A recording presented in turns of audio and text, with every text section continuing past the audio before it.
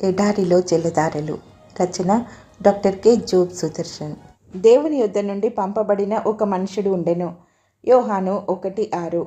సంఘ విస్తరణ కోసం, సువార్త వ్యాప్తి కోసం కొత్త పద్ధతులు, ప్రణాళికలు, సంస్థలు, రచన, స్థాపన కోసం మనం తహతహలాడుతుంటాము. ఈ ధోరణిలో మనం మనిషిని విస్మరిస్తున్నాము. సంస్థలో, సంఘంలో మనిషికి ప్రాధాన్యత లేదు. దేవుని ప్రణాళికలోనైతే మరి దేనికన్నా కూడా మనిషికే ప్రాధాన్యత. మనుషులే దేవుని పద్ధతి, సంఘం, సంస్థలు మరింత మెరుగైన పద్ధతులకై చూస్తున్నాయి. దేవుడేమో మరింత మెరుగైన మనుషుల కోసం చూస్తున్నాడు. EM bounds. దేవుడు తలపెట్టిన కార్యంలో మనిషికి కూడా పాత్ర ఉన్నదా? ఉన్నది. మనిషి భాగస్వామ్యం లేకుండా ఆ పని పూర్తి కాదు. మనిషి లేకుండా దేవునికి మరో పద్ధతి లేదు. మనిషే దేవుని పద్ధతి. సిసేరా కణతలో గుడారం మేకు దించడానికి అక్కడొక యాయేలు కావాలి. మంత్రగాడిని గద్దించి సెర్గీ పౌలును ప్రభువులోకి నడిపించడానికి అక్కడొక పౌలు కావాలి.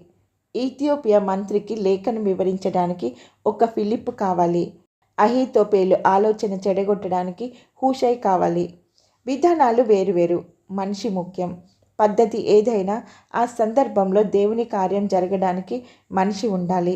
సంస్థలో, వ్యూహాలలో, నిర్వహణలో మునిగిపోయి మనిషిని విస్మరిస్తున్నామేమో చూసుకోవాలి.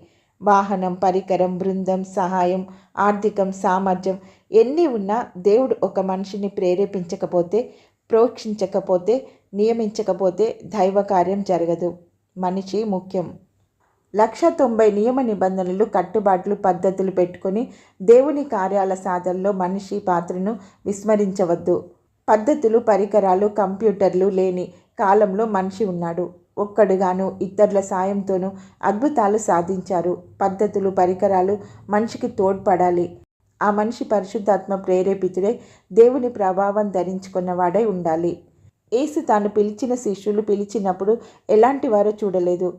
వారెలా తయారు కాగలరో చూశాడు. తానొక వడ్రంగిగా ఆ కలపముద్దులను ఎలా చిత్రిక పట్టనున్నాడో, చెక్కనున్నాడో, కూర్చనున్నాడో ఆయనకు తెలుసు. వారిలోని చేవ, నాణ్యత చూశాడు.